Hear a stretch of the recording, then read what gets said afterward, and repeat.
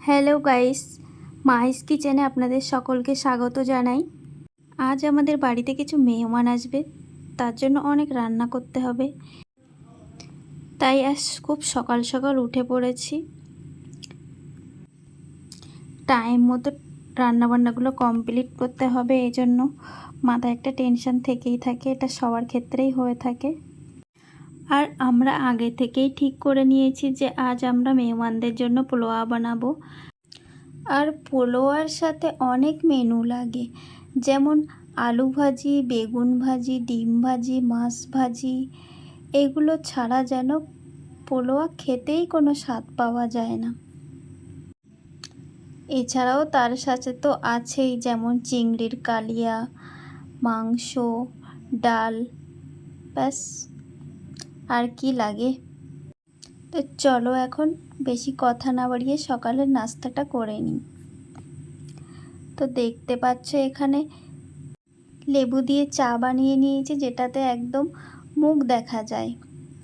তার সাথে আছে চানাচুর এবং গরম গরম কচুরি। ব্যাস চটজলদি খাওয়া দাওয়া সেরে নিয়ে এখন রান্নার দিকে যেতে হবে, কারণ অনেক কাজ আছে।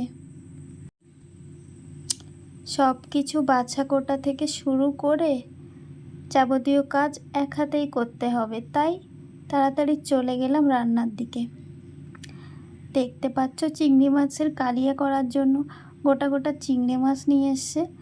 তো এগুলোকে এখন পরিষ্কার করে নিব। দেখো চিংড়ি মাছগুলো মিডিয়াম সাইজের আছে। আর ফ্রেন্ড, চিংড়ি মাছ এমন একটি মাছ যেটা খায় না এমন কোনো মানুষ নেই। আর এটা যে কোনো তরকারির সাথেই রান্না করা যায়। এদিকে দেখো চিংড়ি মাছগুলো কেমন আমার দিকে তাকিয়ে আছে। যাই হোক, এখন সব জিনিসগুলো বাছাগোটা করে নিয়েছি। এখন আলু ভাজতে শুরু করে দিয়েছি। দেখতে পাচ্ছ আমি আলুগুলোকে ছ্যাঁকা তেলে ভেজে নিব, একদম পাঁপড়ের মতো হবে আলু ভাজাগুলো। এরপরে আমি মাছগুলো ভেজে নিব।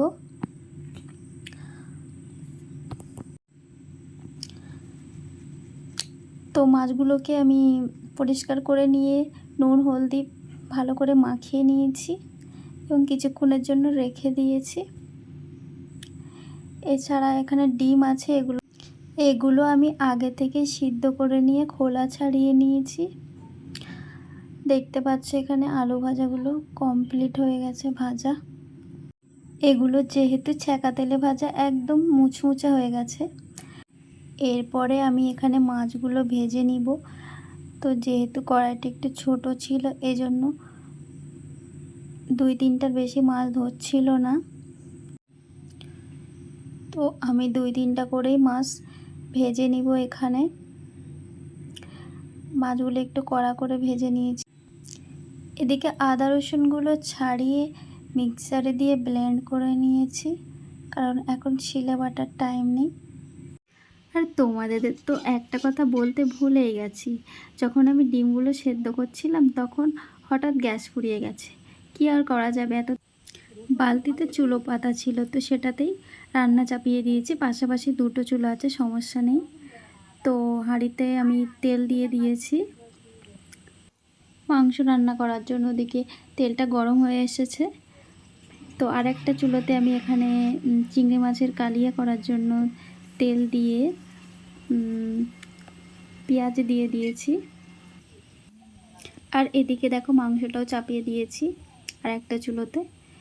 তো এটা হচ্ছে, চুলোগুলো কিন্তু দারুণ, এটা একদম গ্যাসের মতো জ্বলে। তো এখন আমি মাংসটা কষিয়ে নিয়ে একটু জল দিয়ে দিয়েছি। এখন আর একটু কষিয়ে নেব ওটাকে। এদিকে আমি চিংড়ি মাছটা দিয়ে দিয়েছি কালিয়া করার জন্য, দিয়ে এখানে নারকেলের দুধ দিয়ে দিয়েছি। এখন এটাকে একটু নাড়িয়ে নিব চামচ দিয়ে। এদিকে মাংসটা দেখো অনেকটাই হয়ে এসেছে। তো আমি এটাকে গলানোর জন্য প্রেসার কুকারে দিয়ে দেবো একটু পরেই। দুটো চুলাতে একসাথে রান্না করছি, এই জন্য দুই দিকে খেয়াল রাখতে হচ্ছে। তো আমি এখন প্রেসার কুকারে মাংসটা দিয়ে নেব। এদিকে কালিয়াটা হয়ে এসছে, প্রেসার কুকারে দিয়ে নিয়েছি মাংসটা। 5-6টা ছিটি দিয়ে আমি নামিয়ে নিব এটাকে। এরপর আমি পোলোয়া করার জন্য চালগুলো ধুয়ে দিয়ে একটা কাপড়ে রেখে দিয়েছি পানিগুলো ঝরে যাওয়ার জন্য। আর এরই মধ্যে মেহমানরা সব চলে এসছে। তো এখন পোলাওটা আমার পিসি বানাবে, তো এটা আমি স্কিপ করলাম। এখন সব কিছু কমপ্লিট, এখন খেতে চলে এসেছি।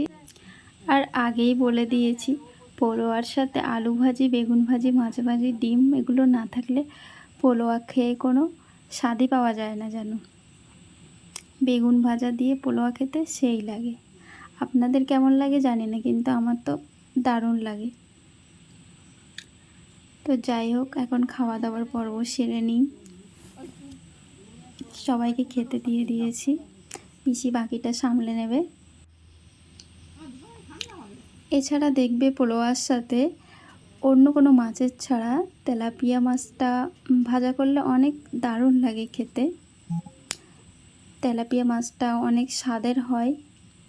চিংড়ি মাছের মতোই তেলাপিয়া মাছ খুবই সুস্বাদু, অনেকেই পছন্দ করে থাকে তেলাপিয়া মাছ। তো এরপরে একটু ডিম দিয়ে খেয়ে নিচ্ছি।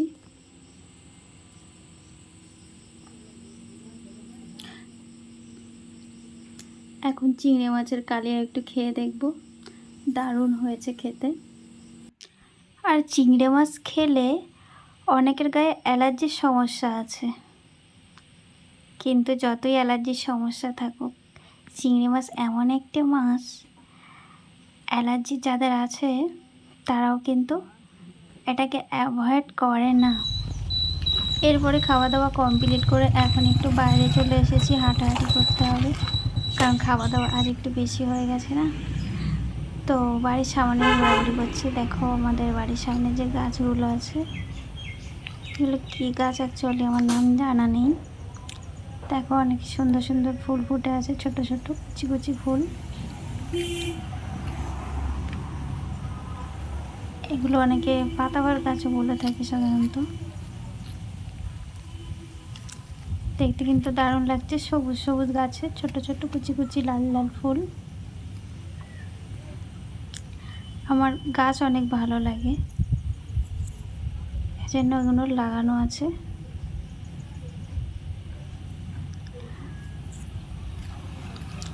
এছাড়া অন্য তেমন কোনো গাছ নেই এখানে, কারণ এখানে প্রচুর ছাগলের উৎপাত আছে।